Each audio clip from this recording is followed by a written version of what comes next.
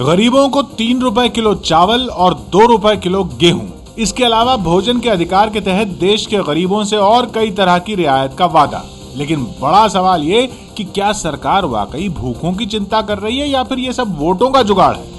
I do not think anybody should read elections into the food security ordinance, or an attempt should be made to extrapolate from what is happening in a particular state.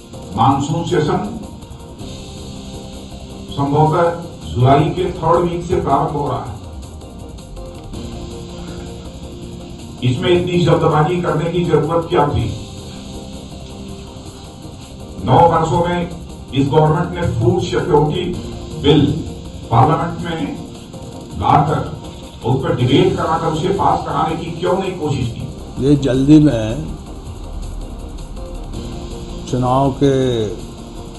चुनाव का भूत इनके sir पे सवार है, इसलिए इन्होंने parliament को विश्वास में लिए बगैर ये किया। पार्लियामेंट में आएगा तो हम सब लोग उसको पढ़ रहे हैं, हम जो अच्छा है जो खामी है उसको सब पे बोलेंगे। लोकसभा में नेता विपक्ष सुषमा स्वराज ने भी अध्यादेश पर सवाल उठाते हुए ट्विटर पर लिखा कि इतनी जल्दी क्यों? क्या वो जल्दी चुनाव कराना चाहते हैं? एबीपी न्यूज ने सुषमा से जब पूछा कि ये तो लाख टके का सवाल है कि क्या जल्द चुनाव होने वाले हैं, तो सुषमा ने कहा कि जी हां, मुझे कोई और वजह नहीं लगती, जल्द चुनाव होने वाले हैं। दरअसल कांग्रेस इस बात को अच्छी तरह से समझ गई है कि महंगाई और भ्रष्टाचार जैसे मुद्दों के चलते शहरी मध्यम वर्ग उसका उस तरह से साथ नहीं देगा जैसा कि पिछले लोकसभा चुनाव यानी 2009 में दिया था। लिहाजा कांग्रेस अब अपने परंपरागत वोट बैंक को पुख्ता करने में जुट गई है। पहले मनरेगा के तहत रोजगार का इंतजाम किया और अब भोजन के बिल के सहारे वो अब चूल्हे चौके तक पहुंचने की कोशिश कर रही है। तो क्या ये सिर्फ वोटों के लिए है? पूछेंगे पीएल पुनिया साहब से। कांग्रेस से हमारे साथ जुड़ रहे हैं पीएल पुनिया साहब और उनके सामने हैं बीजेपी से मीनाक्षी लेखी जी। मीनाक्षी जी, लेकिन पहले आपके पास, आपको इसमें आपत्ति क्या है? मुझे इसमें कई आपत्ति हैं। पहली आपत्ति तो ये है कि ये देश संसद के माध्यम से चलता है, ना कि ऑटोक्रेटिक अनडेमोक्रेटिक सरकार के माध्यम से। और अभी इमरजेंसी की वर्षगांठ जो है वो समाप्त भी नहीं हुई, जो कि 25 जुलाई को हुई थी, और वही तरीके ऑर्डिनेंस वाले उस समय अपनाए गए थे जो आज सरकार चलाने के लिए अपनाए गए हैं। किसी भी संसदीय राजनीति के अंतर संसद का बहुत महत्व है और विपक्ष की भावनाओं को आप माने या ना माने, आपको सुनना अनिवार्य है। ऐसे में ऐसी क्या आपदा आ पड़ी थी कि इनको ऑर्डिनेंस लाना पड़ा? पहला प्रश्न चिन्ह ये है, उसके बाद में अगली बात करूं। जी, पहला सवाल ये कि जब संसद का सेशन शुरू होने वाला है तो कौन सी आपदा आ गई थी कि आपको ऑर्डिनेंस लाना पड़ा, अध्यादेश लाना पड़ा? पीएल पुनिया साहब।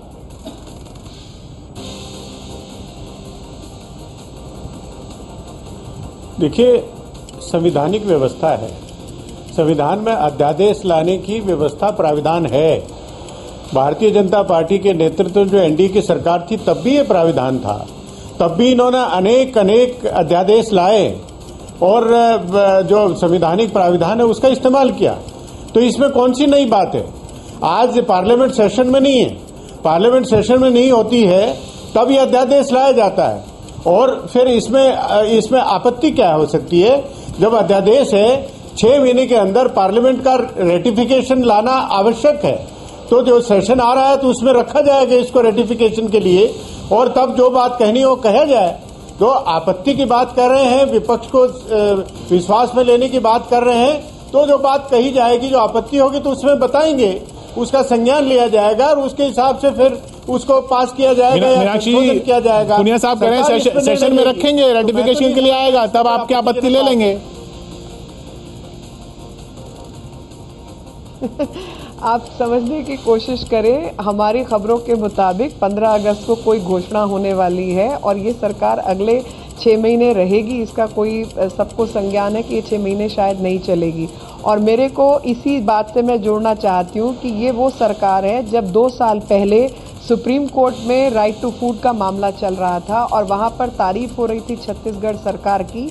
ऐसे में उनको कहा गया था कि जो अनाज सड़ रहा है आपके यहाँ पर, आप उसको सड़ने की बजाय गोदामों से गरीबों को बांट दे, कम से कम किसी के खाने का प्रावधान तो होगा। तब इन्होंने उस अनाज को जो शराब बेचने वाली कंपनियां हैं उनको बेचना ज़्यादा सही समझा निस्बत गरीबों में बांटने के। तो इनको गरीबों का दर्द है ऐसा मुझे नहीं लगता। पुनिया ये साहब, मेरा दूसरा पॉइंट है। दूसरा आरोप आप पर पुनिया साहब। देखिए, भारतीय जनता पार्टी से और कोई उम्मीद नहीं रख सकते।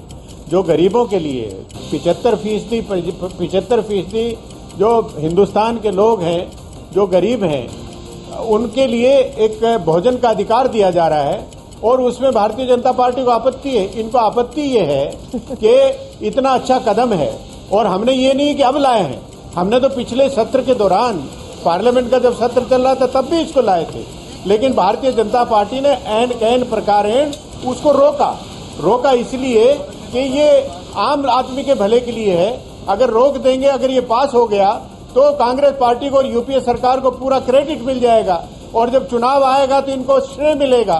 तो काम करो, अच्छा काम करो तो श्रेय अपने आप मिलेगा और उसमें कोई मांगने की जरूरत नहीं है, वोट अपने आप फिर मिलेगा। मीनाक्षी जी, बुनिया जी का कहना जब संसद चलती है तब आप कुछ खोने नहीं देते और जब नहीं चलती अध्यादेश लाते आप कहते हैं संसद में क्यों नहीं कर रहे? नहीं, मैं बता रही हूँ। देखिए इसमें बहुत महत्वपूर्ण विषय ये है कि यहाँ पर छत्तीसगढ़ का जो मॉडल है जिसमें पीडीएस सिस्टम को सक्रिय किया गया और सिर्फ उनको लोगों को खैरात की तरीके से नहीं बल्कि अधिकार के रूप में भोजन का अधिकार प्राप्त हुआ और 90% लोग इस भोजन के अधिकार के तहत कवर हैं। जो लेना चाहे उसको वो अधिकार अवेलेबल है, प्राप्त है और उस मॉडल की चर्चा लगातार सुप्रीम कोर्ट ने भी की। अब ये सरकार जिसके पास ना पैसा है ना जो गवर्नेंस डेफिसिट है और जिस तरीके से भ्रष्ट है, उसके रहते ये अध्यादेश लाकर गरीबों की बात करना चाहती है। जब अनाज सड़ रहा था तब गरीबों की चिंता कहाँ गई थी?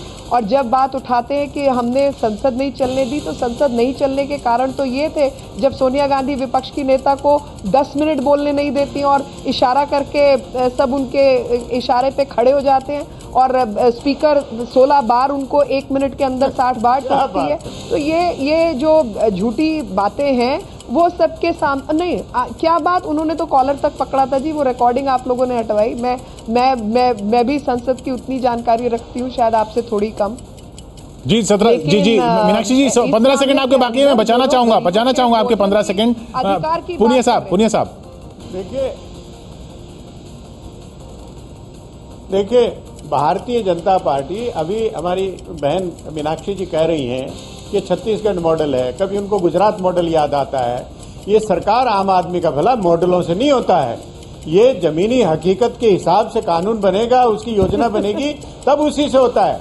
अब आप एक तरफ तो कह रहे हैं कि छत्तीसगढ़ मॉडल लागू किया जाना चाहिए और दूसरी तरफ कह रहे हैं कि खैरात की तरह से हमने अधिकार दे रहे हैं, वो अधिकार उसको मिलेगा। अगर भोजन नहीं मिलता तो उसका अलाउंस मिलने का प्राविधान है, उसको सही ढंग से मिले, पूरी व्यवस्था इस कानून में की है। तो आपको क्या दिक्कत है? और जो अगर बात कहें 36 मॉडल कहें या गुजरात मॉडल कहें, जो मॉडल कहें, आप आंध्र प्रदेश का मॉडल क्यों नहीं कहते? आप बाकी स्टेट राज्यों में, राजस्थान में इतना अच्छा काम हो रहा है, उसकी क्यों नहीं बात करते? तो जो बात कहनी हो, जो पार्लियामेंट में आएगा उसमें बात कहिएगा, तो पहले उसका विरोध कर देना। और संवैधानिक व्यवस्था के हिसाब से हमने कानून बनाया है, ऑर्डिनेंस ला रहे हैं, तो उसका विरोध करना मैं समझता हूं कि महज राजनीति है और आम आदमी को लाभ पहुंच रहा है। उसको रोकने का प्रयास भारतीय जनता पार्टी हमेशा करती रही है। जी पुनिया साहब, वक्त खत्म आपका। पुनिया साहब 15 सेकंड मीनाक्षी जी आपके बाकी हैं। एक सवाल मैं भी जोड़ रहा हूं, ये बताइए आपको दिक्कत क्या है?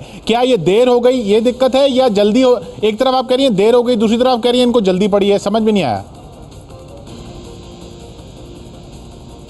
देखिए, देर हो गई और जल्दी पड़ी है, दोनों बात का जो तात्पर्य है वो ये है कि पार्लियामेंट सेशन शुरू होने वाला है, पूरे देश को सही मॉडल मिले, सही प्रावधान मिले, उसकी चिंता है। यहाँ पर नौटंकी हो रही है, ना कि काम हो रहा है। पूरे देश के सामने ये मॉडल में क्या क्या खामियां हैं और किस तरीके से लोगों को गुमराह किया जाना है, ये बताना आवश्यक था, इसलिए संसद में बहस अनिवार्य थी। जी आपका पॉइंट लिया, वक्त खत्म होता हुआ, माफ कीजिएगा मीनाक्षी जी, बहुत शुक्रिया आपका। पुनिया साहब, मीनाक्षी जी, आप दोनों का बहुत बहुत शुक्रिया और एक अच्छी बहस के लिए भी बहुत बहुत शुक्रिया।